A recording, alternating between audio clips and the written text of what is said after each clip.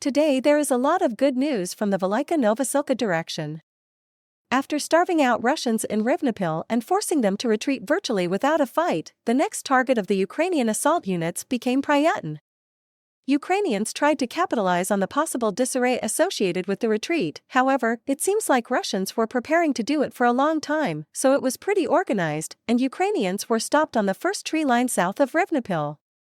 If we look at the topographic map, we can see that these Russian positions are separated from the rest by the gully, which complicated the supply and support of this group. Ukrainians understood the weakness and vulnerability of the Russian positions along the tree line and immediately adapted their plans. Soon, Ukrainians launched a powerful attack along the hills west of Maryrivka to penetrate Russian defense orders and cut the main supply roads to Russian positions south of Rivnopil. The operation was extremely successful. Ukrainians developed a wide bridgehead and advanced in some places by up to 2 kilometers. In the meantime, the Russian forces in the tree line in front of Rivnopil started to struggle.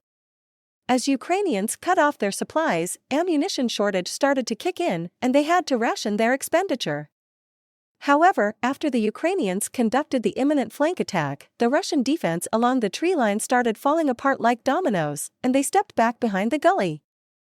Soon, Russian sources reported that Russian forces decided to make a tactical retreat with the goal of evening out the front line.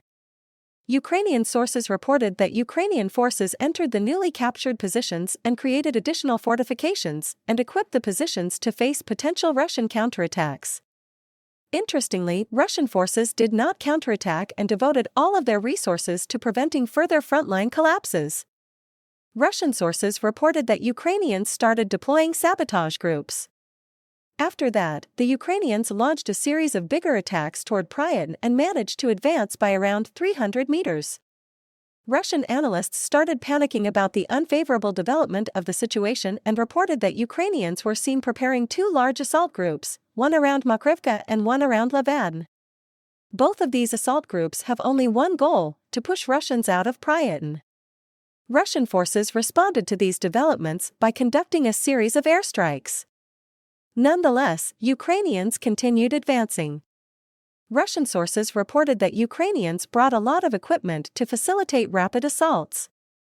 Russian reconnaissance teams noted that Ukrainians supplied the forefront positions with a lot of grenade throwers, and as you probably know, grenades and grenade throwers are some of the most indispensable tools of the assault units.